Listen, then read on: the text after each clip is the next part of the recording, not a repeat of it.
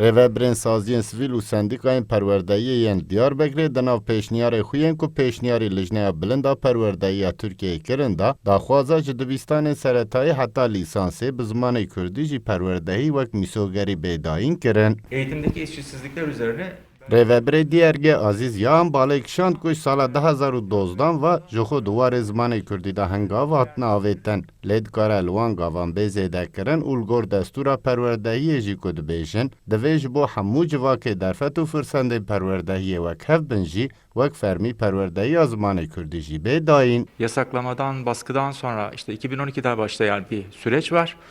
Bîstemîn civîna lijneya perwerdehiyê girîng e. Herî dawî di sala 2014 de civiya bû û encamên wê jî li Tirkiyeyê pêşniyarin ji bo rêbazên perwerdehiyê. Kurdî wek dersên bijarde, wek lîsans û doktorayê perwerdehî tên dayîn. Lê ev besî pêwîstiya civakê nake. Divê ev kêşe li gor rastiya xwe yanî wek perwerdehiya Kurdî misoger bêdayîn. Da ku zarokên Kurd jî bikarin ji mafên xwe yên derfet û fersendên perwerdehiyê sûd werbigirin.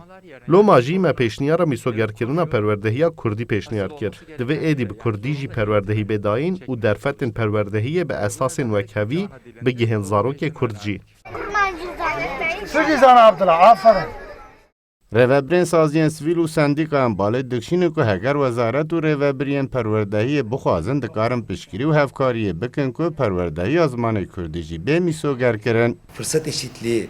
Serokê yekemîn şaxa Sendîka Yekîtiya Perwerdekaran Eğitim bir sene Ramazan Akdemîr jî balê kişand ku Lijneya Bilind a Perwerdehiyê îsal bi şiyara di perwerdehiyê de wekheviya sûdgirtina ji derfetên perwerdehiyê dicive û divê ew di bendiyê navbera zarok û xwendekaran bên rakirin. Uluslararası sözleşmelerde eğitim hakkı, Di peymanên navnetewî de mafê perwerdehiyê bêyî ku cudagirtinên bawerî, nijad û zimanan bênkirin hatiye parastin.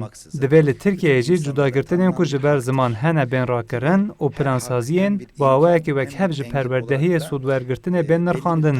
Me pêşniyarên wek divê perwerdehiyên pîşeyî jî li dibistanan zêdetir bên bipêşxistin û ji bo berasteng baştir perwerdehî bibînin biryar bên girtin û dîsa bütçeyên dibistanan jî hebin da ku bikaribin dibistan ji bo perwerdehiyeke baş biguncivînin jî kiriye. Civîna Lijneya Bilind a Perwerdehiya li Tirkiyeyê di navbera 1 û 3 berfembarê de li Enqereyê dêl darxistin û daxwazin ji bo zimanê Kurdî de di pêşniyarên wê lijneyê de cih bigirin an jî negirin jî piştî civên xilas bibe dê diyar bibe. Sidik Eren, Kurdistan 24, Dîarbekir.